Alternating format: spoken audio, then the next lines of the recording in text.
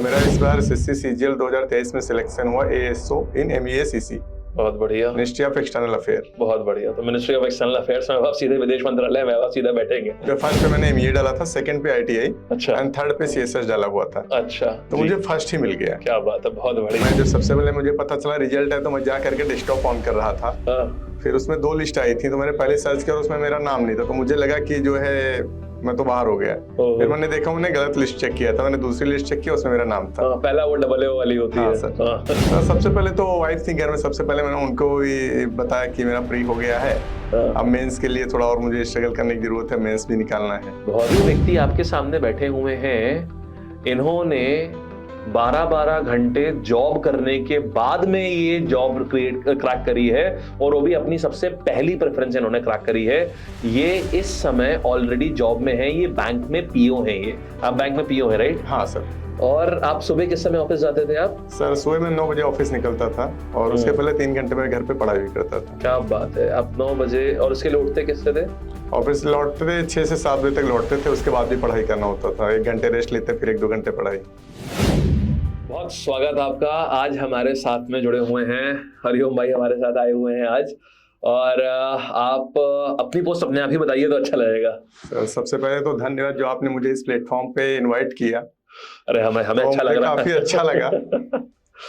और मैं बेसिकली हरिओम मिश्रा बहराइच से बिलोंग करता हूँ, और जो मेरी पढ़ाई हुई है बेसिक एजुकेशन बहराइच से ही हुई है। अच्छा, और मेरा इस बार एसएससी सीजीएल 2023 में सिलेक्शन हुआ एएसओ इन एमईएसीसी, बहुत बढ़िया, मिनिस्ट्री ऑफ एक्सटर्नल अफेयर। बहुत बढ़िया। तो मिनिस्ट्री ऑफ एक्सटर्नल अफेयर्स में आप सीधे विदेश मंत्रालय में आप सीधा बैठेंगे। Yes sir. बहुत बढ़िया। अच्छा, ये ड्रीम पोस्ट होती है वैसे, आपको मतलब मालूम ही होगा, आपने भरी है। ये बहुत सारे लोगों का सपना होता है कि मुझे एमईए में जाना है, और आज आप जहां पर हैं वो एक बहुत, मतलब आप समझिए लोगों के सपने को जी रहे हैं आप। तो आपका क्या सपना था, आपने क्या पोस्ट सोची हुई थी अपने लिए? मेरा तो ड्रीम था ही, लेकिन मैंने ये नहीं सोचा था कि मुझे फर्स्ट प्रेफरेंस मिलेगी, मुझे एमईए मिलेगा। अच्छा, मैंने फर्स्ट प्रेफरेंस पे आईटीआई डाला हुआ था, इनकम टैक्स इंस्पेक्टर। सेकंड पे मैंने जो है फर्स्ट पे मैंने एमईए डाला था, सेकंड पे आईटीआई, अच्छा, एंड थर्ड पे सीएसएस डाला हुआ था। अच्छा, तो मुझे फर्स्ट ही मिल गया। क्या बात है, बहुत बढ़िया। ये तो मतलब मेहनत की बात है, कह रही है बहुत। तो आपका क्या रहा, आपका स्कोर आपका कितना आया? सर मेरा रहा स्कोर 324 था, बाद में इंक्रीज हुआ, और जो एसओ एमईए की कट ऑफ है 332 प्लस कट ऑफ गई हुई है। हाँ। तो मेरा ओवरऑल 332 प्लस ही रहा। 332 प्लस आपका स्कोर रहा। वो मतलब अच्छा स्कोर है, 390 में 332 से ऊपर नंबर, बहुत बढ़िया है। तो आपका प्री में आपका कितना स्कोर था आपका? सर प्री में मेरा 154 मार्क्स थे। 154 थे आपके। तो जब करके आए तो कैसा एक्सपीरियंस रहा? प्री के बाद में लगा कि यार पेपर हो जाएगा, क्योंकि कट ऑफ तो क्लोज गया था। हाँ सर। तो लगा आपको कि सिलेक्शन हो जाएगा या अटक जाएगा इस बार? सर मुझे तो मतलब ये अंदाजा नहीं था कि कट ऑफ इतनी ज्यादा जाएगी। मुझे तो श्योरिटी थी कि मेरा प्री निकल जाएगा। हाँ। लेकिन जब रिजल्ट आया, कट ऑफ मैंने देखा, तो मुझे लगा कि थोड़ा और मेहनत की जरूरत है, क्योंकि अगर 150 प्लस आपके प्री में कट ऑफ जा रही है, तो मेंस में तो 300 प्लस तो जाना ही जाना है। और बड़ी बात है कि जब आपके मतलब कट ऑफ से जब थोड़ा ही ऊपर है, 150 कट ऑफ, 149 के आसपास कट ऑफ गई थी, और उससे थोड़ा सा ऊपर आपके नंबर है, तो नॉर्मली होता है ना कि लगता है यार मेंस की कट ऑफ और ऊपर जाएगी तो मेरा हो पाएगा कि नहीं हो पाएगा। और ना सिर्फ हुआ, आपने तो बढ़िया फोड़ दिया, एकदम पहली प्रेफरेंस ले ली। ये बहुत अच्छी, बहुत बढ़िया चीज है। तो ऑल इंडिया रैंक आपकी क्या है इसमें? सर 543। 543। आप सोचिए लाखों लोगों में आप उन टॉप 550 लोगों में है, जो देश के टॉप 550 में। कैसी फील थी, मतलब घर पे जब पहला रिजल्ट का, मुझे प्री का एक्सपीरियंस बताइए। जब प्री का रिजल्ट निकला तो कौन कौन था, किससे, कैसे आपने देखा? सर प्री का रिजल्ट निकला तो मैं घर में था। हाँ। और वाइफ थी, मेरा छोटा भाई था। हाँ। तो मैं जब सबसे पहले मुझे पता चला रिजल्ट है, तो मैं जा करके डेस्कटॉप ऑन कर रहा था। फिर उसमें 2 लिस्ट आई थी, तो मैंने पहले सर्च किया और उसमें मेरा नाम नहीं था, तो मुझे लगा कि जो है मैं तो बाहर हो गया। फिर मैंने देखा, मैंने गलत लिस्ट चेक किया था, मैंने दूसरी लिस्ट चेक किया, उसमें मेरा नाम था। पहला वो डबल ए वाली होती है। सर। अच्छा। फिर मुझे लगा कि हाँ ठीक है, मेरा प्री निकल गया है, मेंस के लिए मुझे मेंस के लिए लगना सही है। सही, बहुत बढ़िया। तो आपने फिर जब प्री निकल गया तो आपने सबसे पहले किसको बताया था आपने अपने रिजल्ट का? सर सबसे पहले तो वाइफ थी घर में, सबसे पहले मैंने उनको भी बताया कि मेरा प्री हो गया है, अब मेंस के लिए थोड़ा और मुझे स्ट्रगल करने की जरूरत है, मेंस भी निकालना है। बहुत बढ़िया, बहुत बढ़िया। और हम व्यूअर्स को ये बात बता दें कि ये जो व्यक्ति आपके सामने बैठे हुए हैं, इन्होंने 12-12 घंटे जॉब करने के बाद में ये जॉब क्रैक करी है, और वो भी अपनी सबसे पहली प्रेफरेंस इन्होंने क्रैक करी है। ये इस समय ऑलरेडी जॉब में है, ये बैंक में पीओ है। ये आप बैंक में पीओ है, राइट? हाँ सर। और आप सुबह किस समय ऑफिस जाते थे आप? सर सुबह में 9 बजे ऑफिस निकलता था, और उसके पहले 3 घंटे में घर पे पढ़ाई भी करता था। क्या बात है, आप 9 बजे, और उसके लिए उठते किससे थे? ऑफिस लौटते थे 6 से 7 बजे तक लौटते थे, उसके बाद भी पढ़ाई करना होता था। 1 घंटे रेस्ट लेते, फिर 1-2 घंटे पढ़ाई। क्या बात है। तो आपकी सुबह किस समय हो जाएगा? सर 4 बजे उठते थे, 4 से 5 में मुझे फ्रेश होना, चाय पीना, चाय बनाना, ये सारी चीजें, फिर 5 से पढ़ाई। अच्छा, 4 बजे उठते थे, तो आप अपनी वाइफ को भी 4 बजे उठाते थे क्या? वो सर अपने आप कभी 4:30 बजे उठती, कभी 4 बजे, मतलब देखा जाए तो ये मुझे मिल जाती। ये कंबाइंड, एक तरीके से देखा जाए ये कंबाइंड सक्सेस है ये। हाँ सर। तो मतलब ये आपकी जितनी है उतनी ही उनकी भी है। हाँ सर। क्योंकि उनका योगदान बड़ा है, क्योंकि हम उस समय कर रहे हो कि हमें करना है, बट कोई दूसरा हमारे लिए कर रहा है, ये बहुत बड़ी चीज होती है। नहीं, उनका सर हमेशा सपोर्ट रहा है। उनका कहना था कि अगर आप यूपीएससी की भी तैयारी करो तो मेरा सपोर्ट है, पढ़ाई करो, अगर मुझे नहीं करना तो कम से कम आप ही करो। क्या बात है। तो आप देखिए, वो मुझे बात पहले पता नहीं थी, तो हम उन्हें जरूर यहाँ बुलाते हैं, लेकिन अभी ये क्लैप्स आपके लिए हैं, आप इसको बाद में देखेंगी। तो ये हमारा जेस्चर भी आपके लिए है कि बहुत बहुत सैल्यूट ऐसे सभी लोगों को, सभी पेरेंट्स को, सभी हाउसवाइफ्स को, जो कि इस तरीके से सैल्यूट करते, जिस तरीके से सपोर्ट करती हैं और चीज़ों को पॉसिबल कर पाती हैं। तो 5 बजे से फिर आप अपना पढ़ते थे, आप 5 से 8 तक आप पढ़ते थे। और वाइफ भी मेरी बेसिक एजुकेशन में टीचर थी। अच्छा। तो उनको भी घर से 40 किलोमीटर दूर पोस्टिंग थी, सुबह 7 बजे वैन आना, तो उसके पहले उनको हमारा भी ब्रेकफास्ट लंच तैयार करना, अपना भी तैयार करना, तो थोड़ा मतलब स्ट्रगलिंग था। सही बात। लेकिन वो हर चीज मैनेज करती थी। बहुत बढ़िया, बहुत बढ़िया। और सुबह 7 बजे जाना, वैन आना, मतलब मैं इसलिए समझ पा रहा हूँ क्योंकि मेरी मदर भी लेक्चरर है, हिस्ट्री के लेक्चरर हैं ये। तो वो भी, उनका भी सुबह 7 बजे का स्कूल होता है, तो मैं जानता हूँ ये सुबह सुबह क्या भागा दौड़ी होती है घर पे, तो मैं आपसे रिलेट कर पा रहा हूँ, बड़ी चीज है। अच्छा, फिर आपका, तो आप 3 घंटे फिर आप पढ़ते थे? हाँ सर। फिर आप ऑफिस जाते थे 9 बजे तक। क्या रहता था आपका ऑफिस में, पढ़ने का टाइम मिलता था आपको? ऑफिस में सर टाइम तो बेसिकली नहीं मिलता, अगर आप बहुत कोशिश करेंगे तो 1 आध घंटा निकाल सकते हैं, क्योंकि बैंकिंग जॉब पब्लिक सेक्टर की जॉब है, पब्लिक डीलिंग होती है, तो थोड़ा सा स्ट्रगलिंग होता है। सही बात। लेकिन उसी स्ट्रगल से मुझे आगे जो बढ़ने का मौका मिला कि हाँ, यहाँ से मुझे निकलना है, राइट, कुछ आगे बढ़ना है, आगे कुछ और अच्छा करना है। बहुत बढ़िया। अच्छा, इसके बाद फिर आपका शाम का क्या दिनचर्या रहती थी आपकी? शाम को तो ऑफिस से आने के बाद 1 घंटे में रेस्ट करता था, उसके बाद में 2 से 3 घंटे पढ़ाई करता था। सुबह और शाम मिला करके मेरा ये टारगेट रहता था कि मैं हफ्ते में जो है 1 वीक में 3 से 4 मॉक मुझे देना ही देना है, और 5 भी हो जाते थे। अच्छा। हाँ। मतलब आपके जो स्टडी आवर्स रहते थे वो एक दिन के लगभग 5 से 6 घंटे के आपके स्टडी आवर्स रहते थे। बहुत अच्छा। आप वर्किंग के साथ में आप 5-6 घंटे की पढ़ाई कर पाना, ये एक बड़ी चीज है। और फिर आप सोना आपका किस समय होता था? सोना तो सर लेटते चाहे जितने बजे, नींद तो 12-1 के बाद ही आती है, और 12-1 बजे तो नींद आई, और फिर 4 बजे सुबह 4 बजे उठ जाना। तो मतलब ये आपने 3-3.5 घंटे पे ही आपने पूरा निकाला है पूरा? हाँ सर। ये कितने टाइम की आपकी प्रिपरेशन रही है आपकी? सर प्रिपरेशन तो मेरी 1 साल के आसपास हुआ होगा, और इसके पहले भी मैंने CGL 22 भी दिया हुआ था, तो थोड़ा सा प्रिपरेशन थी उसमें भी। अच्छा। तो आपके हिसाब से क्या लगता है, मतलब कितना एक वर्किंग एस्पिरेंट के लिए निकालना ज्यादा आसान है या फिर एक नॉन वर्किंग के लिए? एक ये सवाल मैं आपसे पूछना चाहूंगा। वर्किंग वालों को लगता है, मेरे पास कई बार ये सवाल आता है कि सर हम कैसे जॉब के साथ हम कैसे मैनेज कर पाए इसको, तो इसके लिए आपका क्या सजेशन होगा इसके लिए? सर अगर एग्जाम निकालने की बात करते हैं, अपने जो है टारगेट को अचीव करने की बात, तो इसमें दोनों लोगों के लिए आसान है, फ्रेशर्स के लिए भी है, वर्किंग के लिए भी है। वर्किंग के लिए क्या, उसको अपने से अच्छे को देखना है, मोटिवेशन के लिए कि आप देखिए कि अगर आपके साथ का कोई यूपीएससी निकाल रहा है, CGL में ITI ले रहा है, मिनिस्ट्री एक्सटर्नल अफेयर ले रहा है, तो उसके लिए है कि हम उसको देख करके आगे बढ़े, अपना टारगेट लेकर चल सकते हैं। और फ्रेशर के लिए क्या, उसको तो सबसे पहले प्लेटफॉर्म की जरूरत है, उसको तो जॉब चाहिए ही चाहिए, क्योंकि वर्किंग तो एक ऑलरेडी वर्किंग है, जॉब कर रहा है। नॉन वर्किंग को ये कि हम और मेहनत करें, पहले एक जॉब लें, अगर आप नहीं टॉप पहुंच रहे हैं, टॉप पे नहीं पहुंचे, तो आप पहले एक प्लेटफॉर्म लीजिए, कोई छोटी पोस्ट ले लीजिए, 2800 ग्रेड पे ले लीजिए, 2400 ले लीजिए, फिर आप सेकंड अटेम्प्ट में आप निकाल के 4600-4200 ले लीजिए। आसान है, कोई कठिन नहीं सर। मतलब ये है कि स्टेप बाय स्टेप देखिए आप, कि आप अगर एक बार में नहीं आप बहुत टॉप की पोस्ट ले पा रहे हैं, तो लेकिन आप पोस्ट लीजिए आप कम से कम। राइट, बहुत अच्छी चीज है ये। अच्छा, और तो आपका एक बहुत अच्छी सी चीज मैं आपसे पूछना चाहूंगा, क्योंकि मेरे को अपना टाइम याद है, पहले जब मेरा रिजल्ट आया था तो मेरी क्या हालत थी। जब फाइनल रिजल्ट देखो तो सब समझ में नहीं आता क्या ये सही है या नहीं सही है। तो आपका क्या, जब आपने अपना रिजल्ट देखा तो कैसा माहौल था, क्या हुआ था उस समय जब आपने अपना रिजल्ट देखा था? सर मैं बेसिकली गोरखपुर गया हुआ था एक फ्रेंड की शादी में, और स्नैक्स में खा के उठा हुआ था। मैं वॉक कर रहा था फ्रेंड लोगों के साथ। फिर अचानक से मुझे टेलीग्राम पे नोटिफिकेशन दिखा कि जो है सीजीएल टेस्ट फाइनल रिजल्ट। मैंने वहां पे क्लिक किया, तुरंत जो है मैंने रिजल्ट देखा। तो पहली लिस्ट जो थी वो AAO JSO की थी, उसमें मैंने चेक किया, उसने नाम ने तो मुझे लगा कि नहीं हुआ। फिर मैंने दूसरी लिस्ट देखा, तो वहां पे मैंने सर्च में अपना रोल नंबर देखा, तो रोल नंबर फेच होने में टाइम लग रहा था, तो मुझे लगा मेरा नहीं हुआ, मैं बाहर हो गया। अच्छा। हाँ। फिर मैंने थोड़ी देर बाद एक बार मैंने अपना नाम से सर्च किया कि मैं नाम से सर्च करता हूँ। फिर जब मैंने नाम से सर्च किया तो name, father name, date of birth सारी जब मैच हुई तो आगे मैंने कोड देखा B06 था। तो मुझे अब तो मुझे कोई 4600 ग्रेड पे ही मिल गई, जो मुझे चाहिए था मिल गया। फिर कोड को जब मैंने मिलाया एनेक्जर जो उसमें टेस्ट था उसमें, तो देखा उसमें जो है ASO था, मिनिस्ट्री ऑफ एक्सटर्नल अफेयर्स। अरे क्या बात। फिर तो मैं घर पे फोन करके बताया, फिर मुझे वहां भूख भी चली गई कि मैं डिनर करूं। मैंने सर डिनर भी नहीं किया। अच्छा।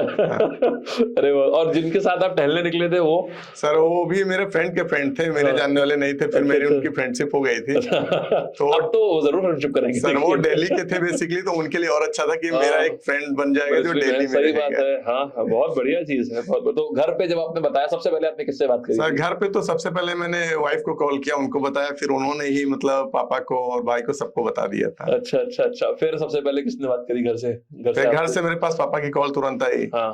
पापा की कॉल है, उनको मैंने बताया। फिर मेरी रात में ट्रेन भी थी वापसी की लखनऊ की। तो फिर मैं लखनऊ आ गया। फिर अगले दिन से हर जगह सेलिब्रेशन का माहौल। तो घर आप उस समय जब रात में, आप किस समय तक घर पहुंचे थे आप? सर मैं अगले दिन सुबह घर पहुंचा था 7 बजे। जब वेलकम बढ़िया हुआ होगा, फिर अपने आपको कैसा लगा? मतलब इस बार जब आपने ये किया तो आपको, आप ऑलरेडी बैंक में सेलेक्टेड थे, तो एक बार तो अपने पेरेंट्स को खुशी दे चुके थे। इस बार की खुशी आपको कैसी लगी आपको ये? सर इस बार की खुशी काफी अच्छी लगी। मेरे साथ तो था कि पापा मेरे कह रहे थे कि जो CGL 22 में आपको पोस्ट ऑफिस मिला उसको ज्वाइन कर लो, सेंट्रल गवर्नमेंट की जॉब है। तो मैंने क्या किया, ज्वाइन नहीं किया, मैंने एक्सटेंशन ले लिया था 20 डेज का DB का। उसी बीच में रिजल्ट आएगा, उन्होंने कहा कि मैंने पता किया है, बहुत अच्छी जॉब, अगर आपको सिक्योरिटी नहीं है 23 में कि कुछ मिलेगा तो आप ज्वाइन कर लो। हमने कहा मुझे सिक्योरिटी है, मुझे 23 में ही ज्वाइन करना है। क्या बात है, बहुत बढ़िया। और फिर हो गई वो चीज। मतलब माँ बाप की आंखों में आपको वो तारे दिखे आपको। हाँ सर। क्या बात है। और फिर उसके बाद मोहल्ले में से बधाई आई? हाँ, मोहल्ले से सर जो जानने वाले फ्रेंड थे, जो हमारे फैकल्टीज थे, उनको मैंने कॉल करके बताया कि मैं यहाँ पे पहुंच गया हूँ आपके आशीर्वाद से। बहुत बढ़िया, बहुत बढ़िया। अच्छा, इसमें आपका लैब का आप कितना योगदान मानते हैं कि लैब से आपको, मैं एज अ दोस्त आपसे पूछ रहा हूँ, अभी ये भूल जाइएगा मैं लैब को पार्ट हूँ। आप बताइए लैब का आपको क्या लगता है, कितना योगदान है इसमें आपकी सफलता में? सर लैब का तो काफी सहयोग है, योगदान है। ऐसा नहीं कि हम उसको जो है कह नहीं सकते हैं। अगर हो सकता है मैं लैब से ना पढ़ाई करता, मैं ग्रामर ना देखता, मैं GA ना पढ़ता, तो हो सकता है मैं छोटी पोस्ट पाता, ये पोस्ट ही ना पाता। तो आपने लैब में, आपने जैसे आपने इंग्लिश आपने करी हुई थी, आपको इंग्लिश में क्या चीज अच्छी लगती थी आपको? इंग्लिश में सर जो आपका द हिंदू का सेशन आता था वर्खा मैम का, वो मैं मोस्टली में पढ़ता था। ऑफिस में रहता था तो मैं अपना ईयरफोन लगा लेता था और सामने मोबाइल पे मेरे चलता रहता था, मैं सुनता रहता था। अच्छा अच्छा, बहुत बढ़िया। तो उससे आपको क्या बेनिफिट क्या मिला आपको? उससे वोकैब मजबूत हुई, और जो उससे एडिटोरियल से ये बेनिफिट होते हैं कि जो पैसे जाते हैं एग्जाम में, वो थोड़ा पैटर्न द हिंदू का ही मोस्टली लोग उठाते हैं, तो मतलब उसका मुझे बेनिफिट मिला। Right right right. और इसके बाद तो यह सुबह सुबह 7 बजे जो होता था, आप उसको ऑफिस पे सुन लेते थे? हाँ सर। बहुत बढ़िया। और इसके अलावा आप करंट अफेयर्स भी देखते थे आप? करंट अफेयर भी सर आपकी क्लासेस देखते थे, उसमें मुझे काफी अच्छा मतलब जो है रिजल्ट आता था। मैं उसको 2-2 3-3 बार में पढ़ता था, नोटबुक में नोट करता था। अच्छा, आप वर्किंग के साथ में नोट्स भी बना लेते थे? नोट्स भी बनाते थे, क्योंकि करंट अफेयर एक ऐसा सब्जेक्ट है, बिना रिवाइज किए उसका रिजल्ट नहीं आता। सही बात है, बिल्कुल। ये हमारे व्यूअर्स के लिए एक बड़ी चीज है कि आप लोग जैसे सोचते हो सर बहुत टाइम लग जाएगा, नोट्स बनाएंगे, आपके सामने एक व्यक्ति हैं जिन्होंने उन्हीं करंट अफेयर्स को पढ़ के, उन्हीं GA, उन्हीं मैथ्स, उन्हीं चीजों को पढ़ के, उन्हीं रीजनिंग को पढ़ के उन्होंने इतनी अच्छी पोस्ट क्रैक करी है, वर्किंग होने के बावजूद, प्रॉपर नोट्स बना करके। तो अब तो ये आपकी लाइन को दिखा करके होना चाहिए, व्हाट्स योर एक्सक्यूज? तो ना कि अगर ये कर पा रहे हैं तो व्हाट्स योर एक्सक्यूज? आपको क्या रोक रहा है उस चीज को करने के लिए?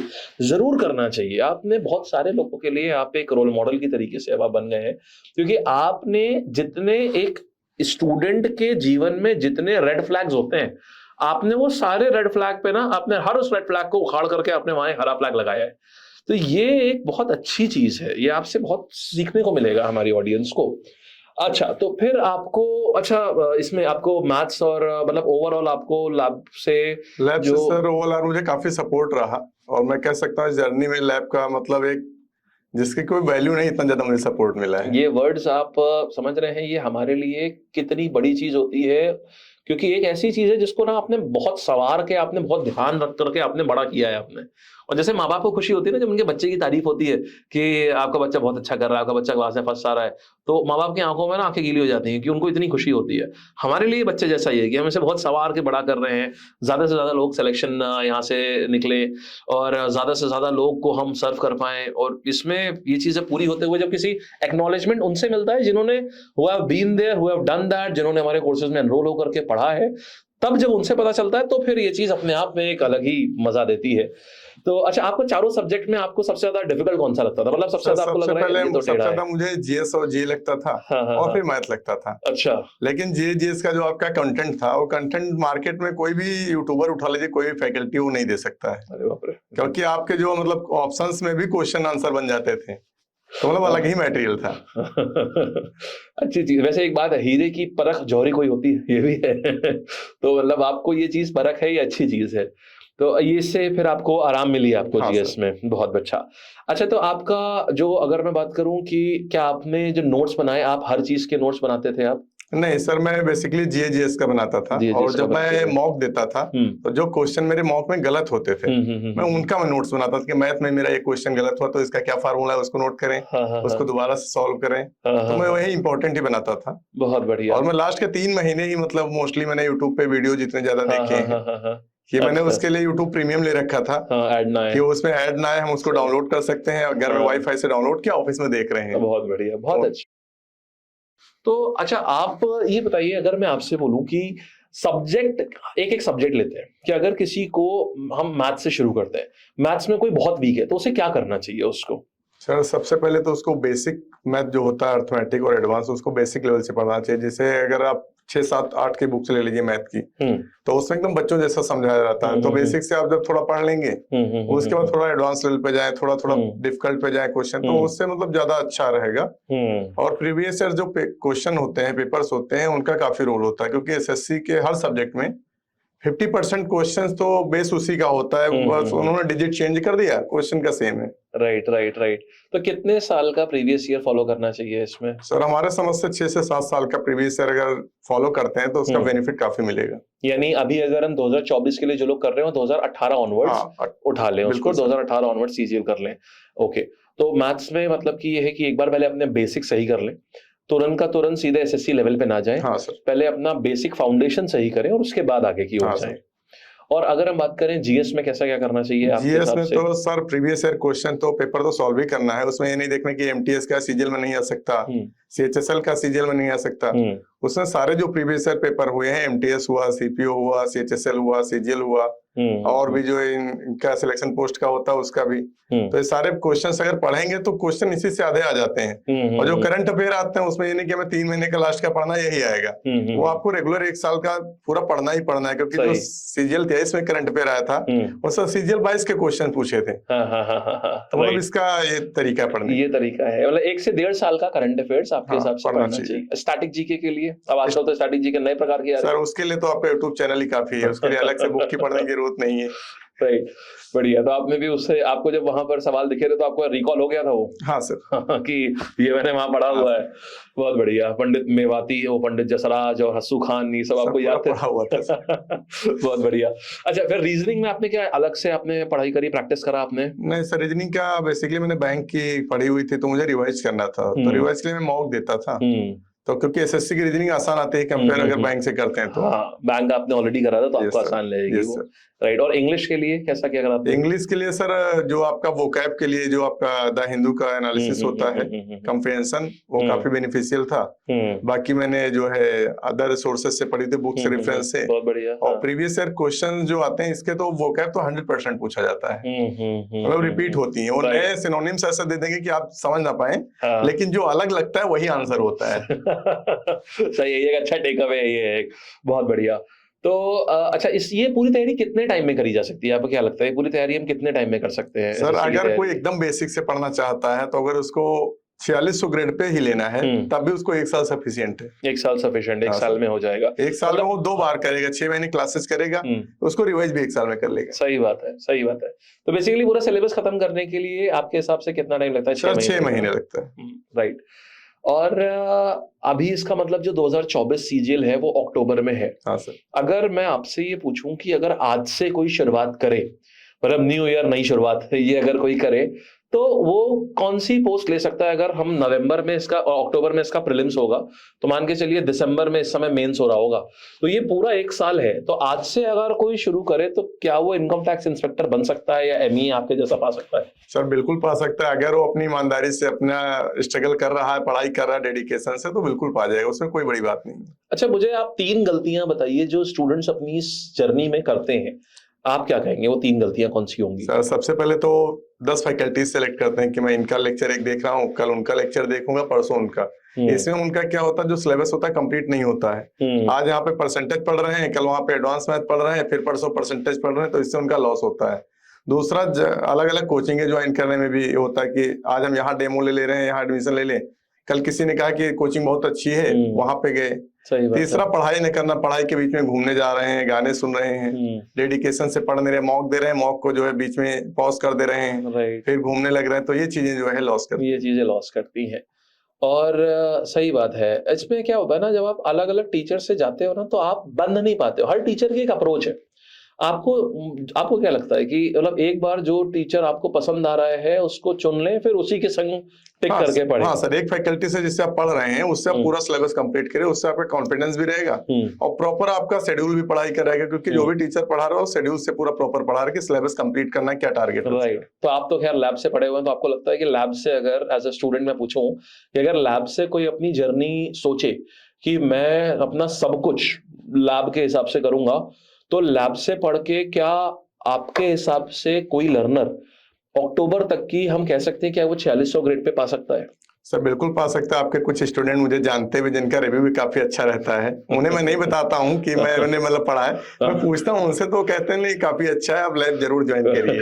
मतलब इसका तो रिव्यू अलग है ही। चलिए, बहुत अच्छी चीज है, बहुत बढ़िया चीज है। अच्छा, आपसे मॉक टेस्ट की अगर हम बात करें तो आपने कितने मॉक टेस्ट आपने दिए इस पूरी जर्नी में? पर वीक में मैं 4 तो मिनिमम लेके चलता था। और मेरा ये था कि मैं मॉक देता था तो मैं जो उसमें क्वेश्चन गलत होते थे उसको मैं नोट डाउन करता था, उसको नेक्स्ट वीक में रीअटेम्प्ट करता था। अच्छा, जिससे हमारा जीएस भी कंप्लीट हो रहा था, प्रिपेयर हो रहा था, और जो हमारे मैथ के रीजनिंग के क्वेश्चन नहीं सॉल्व होते, जब रीअटेम्प्ट करेंगे उसकी तैयारी करके तो दोबारा हो जा रहे थे, वैसे क्वेश्चन बनने लगे। बहुत बढ़िया, बहुत अच्छा। अच्छा, आपने अगर हम बात करें टोटल कितने दे दिए होंगे आपने? टोटल सर 250 प्लस मैंने मॉक दिए होंगे। आपने 250 से ऊपर मॉक टेस्ट दे दिए हैं। मगर अगर कोई टीम वाले होते ना, आधे तो गिर गए होते नीचे। अरे बाप रे। अच्छा, और ये सच्चाई है, ये लोगों को लगता है ये बहुत ज्यादा चीज होती है। जितने भी हम इंटरव्यूज लेते हैं हर एक में ये बात सुनी है, हर कोई 100 से ऊपर दे दिए, मैंने 100 मॉक दिए हैं, मैंने 150 मॉक दिए हैं, ये होता है। People don't believe this. लोगों को लगता है अरे नहीं, ऐसा कैसे हो सकता है। 250 मॉक देना एक बड़ी चीज है। अच्छा, आपका सबसे खराब स्कोर कहाँ था मॉक में? सर मेरा 70 और 80 मार्क्स आता था प्री में। आपका 70-80 प्री में आता था। और आज आपको आपकी ड्रीम पोजीशन मिली है। क्या बात है, आपके 70-80 आते थे और वहां से तो अच्छा, आपका सबसे जब 70-80 आते थे लगता था कि हो पाएगा कि नहीं हो पाएगा? सर मुझे लगता था होगा, क्योंकि मैं उस समय एकदम स्टार्टिंग में था।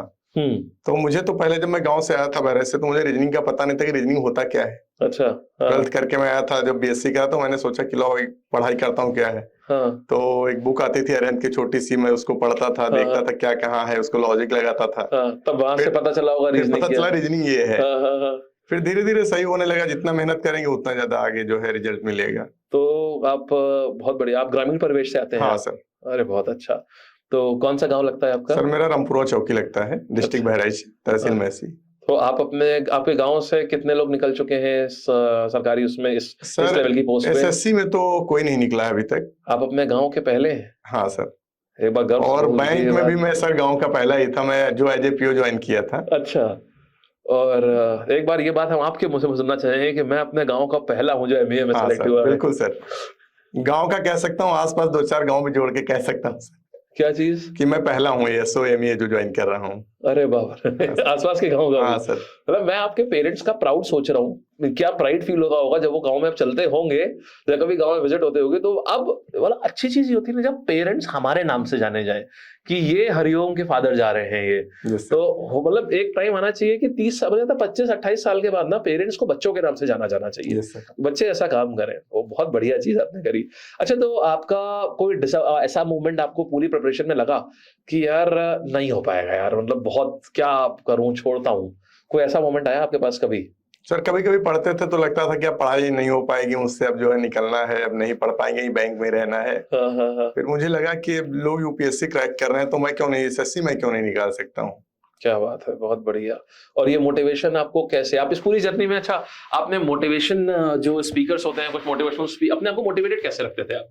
सर मैं अपने से ऊपर वाले को देखता था कि मतलब अगर कोई यूपीएससी निकाल रहा है, कोई सीजीएल में आईटीआई ले रहा है तो है मेरे साथ का ही, क्योंकि उसके लिए भी 24 आवर्स मिलते हैं, मेरे लिए भी मिलते हैं। राइट, मैं वर्किंग हूँ, वो भी वर्किंग है, अगर वर्किंग लोग भी निकाल रहे हैं तो मैं भी निकाल सकता हूँ। सही बात है, क्योंकि सीजीएल तो मोस्टली रिपीटर्स टॉप में पहुंचते हैं, तो मैं उनको देखता कि जब सीजीएल की जॉब करके सीजीएल में जा रहे हैं तो मैं बैंक की जॉब करके क्यों नहीं जा रहा हूँ। बहुत बढ़िया चीज है ये।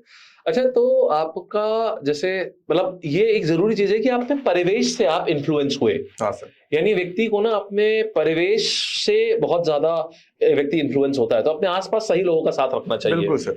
और एक चीज मैं ये चाहूंगा, आप बताइए कि लर्नर्स को कि नेगेटिविटी, देखिए जब लर्नर्स के पास में बहुत ज्यादा नेगेटिविटी आ जाती है, कई बार पेरेंट्स सपोर्टिव नहीं होते हैं, कई बार हो सकता है घर में ऐसा होता है कि भाई अब शादी कर लो, लड़कियों को स्पेशली एक बड़ी चीज होती है कि भाई शादी कर लो, पेपर एक बार में दो नहीं तो शादी कर लो।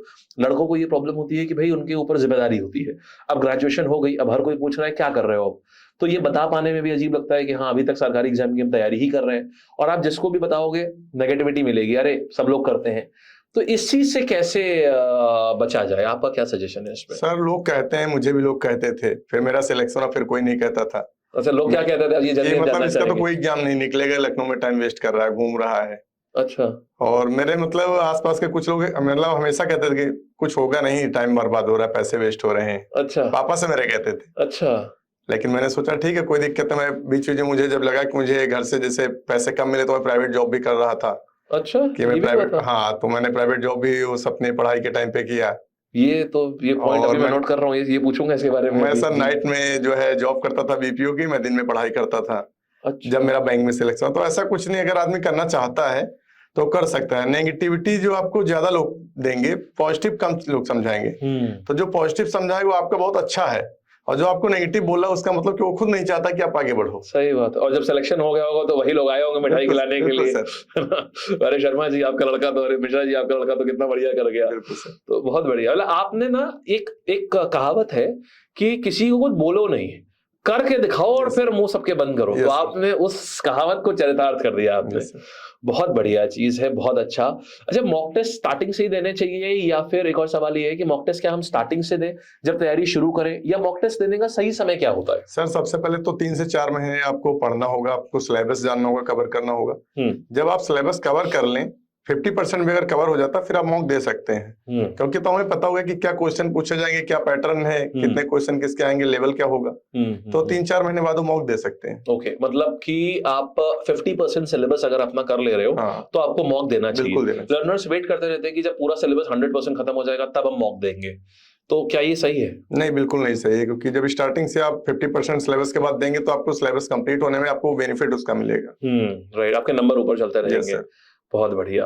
कोई फाइनल, आपने एक तो बहुत अच्छी चीज ये रही, मतलब हमें आपसे बहुत सारी बढ़िया इनसाइट्स देखने को मिली, और सबसे बड़ी चीज है जो आपका एक स्ट्रगल रहा, ये स्ट्रगल एक बड़ा मोटिवेटिंग था। ये हमारे व्यूअर्स के लिए भी बड़ी चीज होगी कि आप एक रोल मॉडल की तरीके से आप उभर के आए हैं। आपने प्राइवेट जॉब करी है, आपने नाइट में बीपीओ में जॉब करी है, उसमें भी आपने सिलेक्शन लिया। बिल्कुल सर, बीपीओ में जॉब करते हुए भी सिलेक्शन लिया। सर बीपीओ में हम 22 लोग थे, 22 लोग में लगभग 12 लोग जो है गवर्नमेंट जॉब में, सभी ने एक साथ छोड़ा था बीपीओ। अच्छा, प्लान करके हम लोग गवर्नमेंट जॉब सभी लोग लेंगे। अरे क्या बात है, बहुत बढ़िया। उन्होंने भी ठाना और उन्होंने भी कर लिया। कुछ आईटीआई में है, कुछ एक्साइज में है, कुछ बैंक में, मतलब सब अलग अलग जॉब में। क्या बात है, बहुत अच्छा। और उस बीपीओ में ही कुछ ऐसा है कि वहां के लोग छोड़ने वाले बन जाते हैं। बहुत बढ़िया। तो आपने जब आप बीपीओ में कर रहे थे तो फिर आपका बैंक उसी समय आपका निकला था? हाँ सर। बहुत बढ़िया। और बीपीओ में घर वालों ने मना नहीं किया कि भाई वहां जॉब कर रहे हो? नहीं, मैंने बताया नहीं था कि मैं जॉब कर रहा हूँ, क्योंकि मुझे लगता था कि उतने पैसे से नहीं कंप्लीट होगा। तो मुझे लगा कि और कुछ करना चाहिए। तो मतलब आप घर से छुप के जॉब करते थे और वहां से आप अपना खर्चा चलाते थे और फिर आपने निकाला है। क्या बात है, आपके ऊपर तो किताब लिखी जा सकती है एक पूरी। मतलब ये इंटरव्यू तो छोटा है, आपके ऊपर तो सच में किताब लिखी जा सकती है। वही हालांकि हर रेड फ्लैग जो है आपने उस हर रेड फ्लैग को अपने ग्रीन में कन्वर्ट किया है, बहुत बढ़िया चीज है। और अच्छा, आपके 10th में आपके मार्क्स कितने थे आपके? सर 10th में मेरे 49% थे।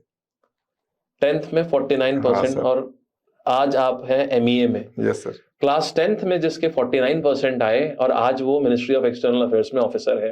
12th में आपके कितने थे? 12th में सर मेरा 68% था। 49 68, मतलब दोनों में हम 70 भी नहीं है आपने टच किया। हाँ सर। और आज आप, मतलब मैं बता रहा हूँ, टाइटल यहीं से हम फिक्स करते हैं ना किताब का। 10वीं में आए मेरे 49%, आज मैं बना विदेश मंत्रालय में अफसर। किताब हम यहीं सीधा हम सीधे टाइटल यहीं इसी। अभी देखिए इसके बाद में अभी पक्का ये जैसी ये बात जाएगी ना, जैसी दुनिया को ये बात पता चलेगी, दुनिया कहेगी कि भाई इनके ऊपर तो किताब लिखनी चाहिए।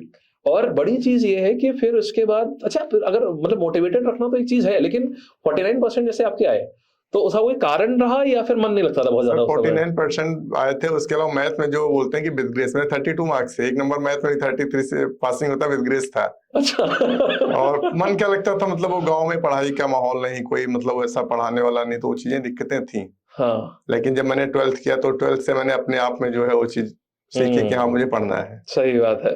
तो अच्छा, ये टीचर्स के ऊपर बहुत डिपेंड करता है सब्जेक्ट में इंटरेस्ट बनवाने का।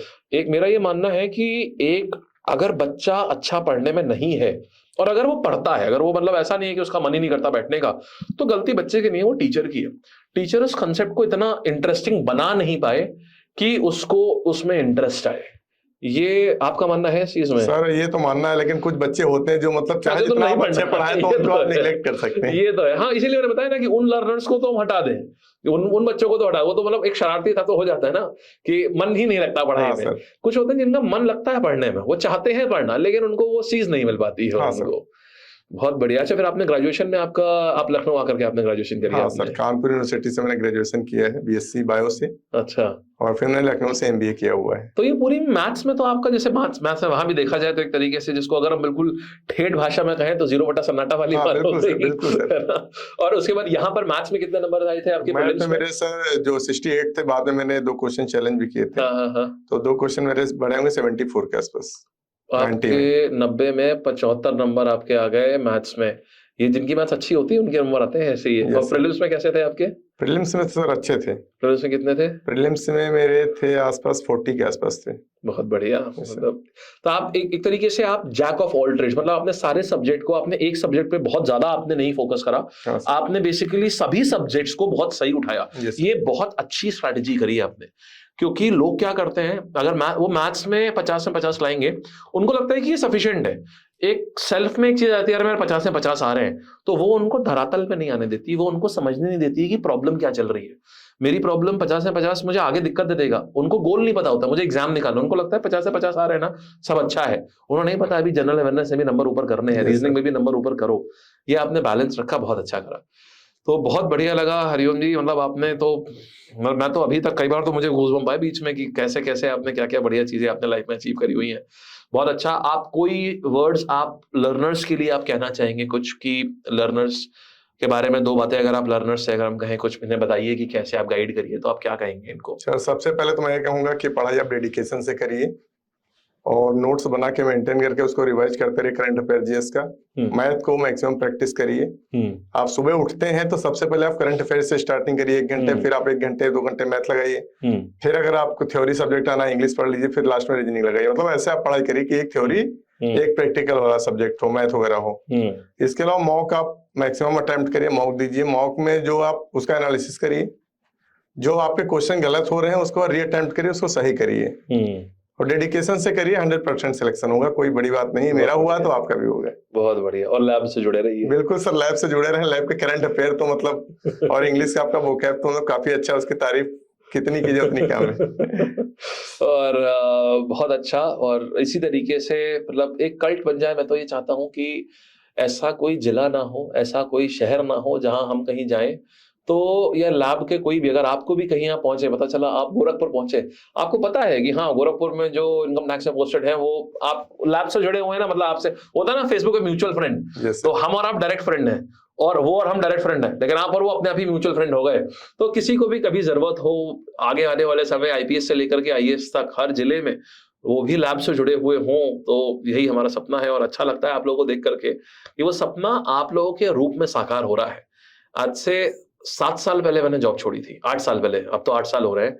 आज से 8 साल पहले मैंने जॉब छोड़ी थी और यही सोच के छोड़ी थी कि यार बहुत लोगों ने बोला भी था मुझे कि यार ये सीट क्यों वेस्ट कर दी। मैंने बोला था हाँ, ये आपकी बात मानी मैंने कि एक सीट वेस्ट हुई है, और लेकिन एक वादा किया था कि अगर एक सीट आज एक हटा है ना, अगर एक ऑफिसर हटा है ना, वादा है मेरा हजारों ऑफिसर्स हम पैदा करेंगे यहाँ से, हम जरूर से, हम पूरी शिद्दत से मेहनत करेंगे और हजारों ऑफिसर्स यहाँ से जरूर से बनेंगे यहाँ से लोग। तो आज आप लोगों को देख करके बड़ा अच्छा लगता है कि वो जो कमिटमेंट हमने लिया था उस समय 2016 में, 2016 बैच था मेरा, 17 में ज्वाइनिंग आई थी, 17 में जो चीज सोची थी कि हजारों ऑफिसर्स निकलेंगे, अब वो नंबर धीमे धीमे टच हो रहा है सर। बिल्कुल वो 1000+ होंगे, आप देख रहे हैं। बहुत बढ़िया।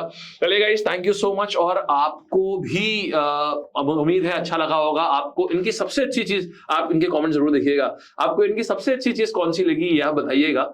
कि इन्होंने अपनी पूरी जर्नी बहुत अच्छे से आपने शेयर करी, आपने सब बताया क्या रहा कैसा रहा। और नॉर्मली आप इंसान सक्सेस होने के बाद अपने फेलियर्स नहीं बताता, आपने अपने फेलियर्स ही बताए हैं कि आप कहाँ से आ रहे हैं। और आप दोनों की सफलता पे, आपकी और आपकी वाइफ, आप दोनों लोगों को ये सफलता है, तो आप दोनों लोगों को बहुत बहुत बधाई। धन्यवाद। और इसी तरीके से हम जो हमारे टॉपर्स हैं, हम सभी सिलेक्शन से, देखिए जो भी व्यक्ति सेलेक्ट हुआ है वो हर कोई मेरी नजर में टॉपर है, चाहे वो आज किसी भी पोजीशन पे ही क्यों ना हो। क्योंकि आज वो एक पोजीशन पे है ना, आज टॉपर एसएससी में टॉपर होना और मतलब एक बहुत अच्छी पोजीशन और एवरेज पोजीशन में अंतर सिर्फ 4 सवालों का होता है। आप 4 सवाल वही 3-3 नंबर के सही कर दीजिए तो आपके 16 नंबर 14 नंबर बढ़ जाएंगे वहां पर। तो आप टैक्स असिस्टेंट से सीधा आप बढ़िया officer, excise inspector, income tax तक आप पहुंच जाएंगे। तो ये 4 सवाल, और 4 सवाल में आप किसी को ये नहीं कह सकते ये टॉपर है और ये एवरेज है। तो आइडियली लाखों लोगों में ना अगर जो लोग सेलेक्ट हो रहे हैं तो अपने आप में वो हर बंदा टॉपर हो गया एक तरीके से। और जिन्होंने खैर अब रैंक तो खैर इतनी अच्छी आप लोग लेके आई है, बहुत बढ़िया। चलिए guys, so thank you so much. उम्मीद है आपको अच्छा लगा होगा। ये हमारा एक सेशन, इंफॉर्मेटिव सेशन था और मरियम जी ने भी बहुत बढ़िया बढ़िया तरीके से चीजें बताई, बहुत अच्छा लगा। आपको कोई और भी प्रश्न हो तो जरूर से बताइएगा और नीचे कमेंट करिएगा आप लोगों को कैसा लगा। Right, thank you so much, बहुत बढ़िया लगा आपसे मुलाकात करके। Thank you.